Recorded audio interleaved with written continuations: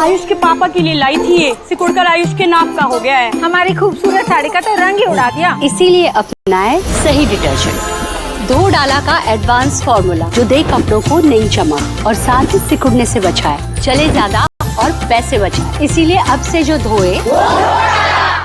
Europe के 3 देशों में इन दिनों गदर वाले हालात बने हुए हैं। लाखों लोग सड़कों पर हैं, नारेबाजी हो रही है, नाराजगी इजराइल को लेकर है।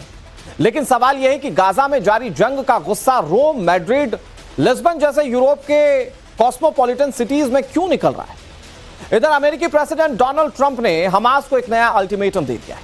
इससे हमास ने अपनी स्ट्रेटेजी में क्या बदलाव किया, आपको पूरी खबर समझाते हैं हमारी वर्ल्ड एक्सप्लोसिव रिपोर्ट में। स्थिति क्या है यूरोप में इन दिनों कई देश इसी तरह से प्रदर्शन की मार झेल रहे हैं। बड़ी तादाद में लोग सड़कों पर उतरकर प्रदर्शन कर रहे हैं और इन सब की मांग एक ही, इन सब की मांग है फ्लोटिला से दूर रहो। पूरे यूरोप में इन दिनों एक ही नारा लोगों की जुबान पर है और वो नारा है फ्लोटिला से दूर रहो। अब सवाल ये कि आखिर ये फ्लोटिला है क्या, ये जो शब्द है फ्लोटिला, इसको लेकर आखिर लोग सड़कों पर क्यों उतरे, मैं आपको आगे ये भी समझाऊंगा। लेकिन सबसे पहले आपको फ्लोटिला समझने से पहले यूरोप की डेमोग्राफी समझनी हो कि यूरोप की डेमोग्राफी क्या कहती। दरअसल यूरोप में मुस्लिम आबादी की अक्सर चर्चा की जाती है। इनमें ज्यादातर मुस्लिम रिफ्यूजी के तौर पर इन देशों में बसे लोगों के बारे में बात की जाती है। हालांकि आज इनकी आबादी इतनी ज्यादा है कि वे देश की राजनीति में भी बहुत अहम स्थान रखने लगे हैं। मतलब ये चर्चा की जाती है भारत में, ये चर्चा की जाती है पाकिस्तान में, तो समझ में आता है कि यहां पर मुस्लिम आबादी पर चर्चा की जा रही है और उसका इफेक्ट देश की सियासत में है। लेकिन यूरोपीय देशों में भी आज ये स्थिति हो गई है कि वहां पर मुस्लिम आबादी वहां की राजनीति को भी प्रभावित करने लगी। स्थिति यह कि यूरोप के देशों में भी राजनीति में ये मुस्लिम अहम स्थान रखने लगे। यूरोप में सबसे ज्यादा मुस्लिम आबादी फ्रांस में है। प्यू रिसर्च जिसके डेटा के मुताबिक यहां मुस्लिमों की जनसंख्या 1,63,79,000 है। हालांकि फ्रांस सरकार ने आधिकारिक रूप से मुस्लिमों की आबादी की कोई लिस्ट जारी नहीं की है कि आखिर कितना आंकड़ा मुस्लिमों की आबादी का फ्रांस में। लेकिन जो आंकड़े कहते हैं 1,64,00,000 मुस्लिम जो हैं वो फ्रांस के अंदर हैं, जो पूरे यूरोपीय देशों में देखा जाए तो सबसे ज्यादा है। यूरोप में दूसरी सबसे ज्यादा मुस्लिम आबादी वाला देश जर्मनी। प्यू रिसर्च की रिपोर्ट की माने तो जर्मनी में 53 लाख से लेकर 56 लाख तक मुस्लिम आबादी मौजूद है। फ्रांस की तरह जर्मन सरकार ने भी आधिकारिक रूप से मुस्लिमों की जनसंख्या जारी नहीं की, लेकिन प्यू रिसर्च ये कहती है कि यहां पर भी मुस्लिमों की जनसंख्या अच्छी खासी है। आधिकारिक रूप से यूरोप में सबसे ज्यादा मुस्लिम आबादी यूनाइटेड किंगडम में है, लेकिन सर्वे के आधार पर यह देश तीसरे नंबर पर आता है। 2021 में यूनाइटेड किंगडम में मुस्लिमों की जनसंख्या 39,98,875 थी। प्यू रिसर्च के अनुसार यूनाइटेड किंगडम में 28,69,000 मुस्लिम हो सकते हैं, लेकिन लोग इस डेटा पर भरोसा नहीं करते। वो कहते हैं कि इससे ज्यादा मुस्लिमों की आबादी यहां हो सकती है। अल्बानिया की बात करते हैं। यहां साल 2023 की सरकारी रिपोर्ट के मुताबिक 12,17,362 मुस्लिम आबादी, जबकि प्यू रिसर्च ये कहती है कि अल्बानिया में 26,01,000 मुस्लिम हो सकते हैं, सरकारी आंकड़ों के डबल से भी ज्यादा।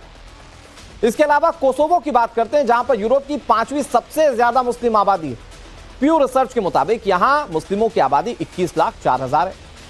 प्यू रिसर्च ये भी दावा करती है कि इटली में मुस्लिमों की आबादी 15,83,000 है। ये देश आधिकारिक रूप से मुस्लिमों की जनसंख्या जारी नहीं करते, लेकिन जो प्राइवेट फर्म यहां मुस्लिमों की आबादी को लेकर रिसर्च कर रही थी उसने ये सारे आंकड़े सामने रखे। यूरोप में 7वीं सबसे ज्यादा मुस्लिम आबादी वाला देश बोस्निया है। यहां रिसर्च के मुताबिक 15,64,000 मुसलमान रहते हैं। स्पेन की बात करते हैं, क्योंकि प्यू रिसर्च ने स्पेन को लेकर भी आंकड़े जारी किए और उस रिसर्च के मुताबिक स्पेन के अंदर मुस्लिमों की आबादी 10,21,000 हो सकती है।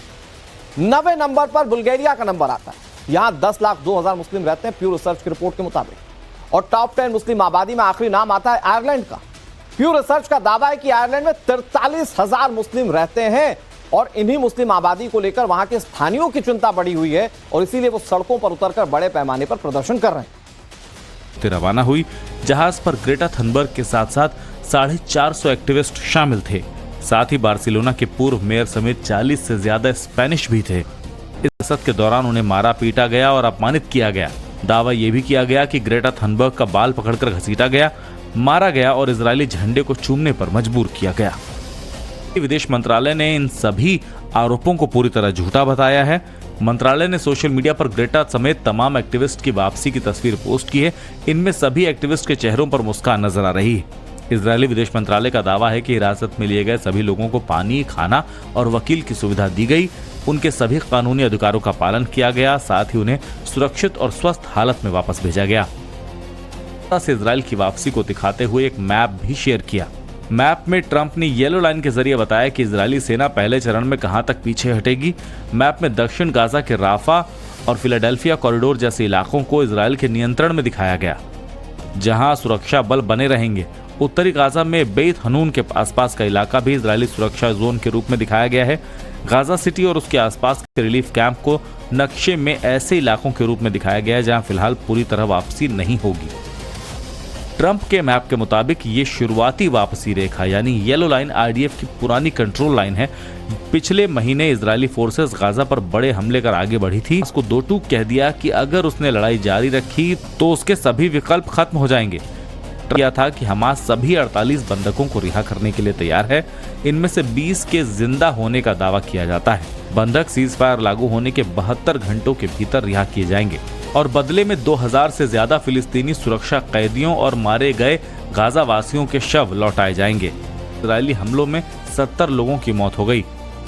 दक्षिण गाजा के अल मवासी में एक कैंप पर इजरायली अटैक में किया था। जंग के 2 साल पूरे होने पर तब से लेकर अब तक गाजा में 66,000 लोगों की जानें जा चुकी हैं। करीब 1,70,000 लोग इसमें जख्मी हुए। गाजा युद्ध में मारे गए 83% लोग आम नागरिक थे। मरने वालों में करीब 20,000 बच्चे भी शामिल हैं। इजराइल का गाजा के 75% हिस्से पर कब्जा है। 22 लाख लोग अकाल का सामना कर रहे हैं। 1,95,000 इमारतों को बमबारी से नुकसान पहुंचाया गया।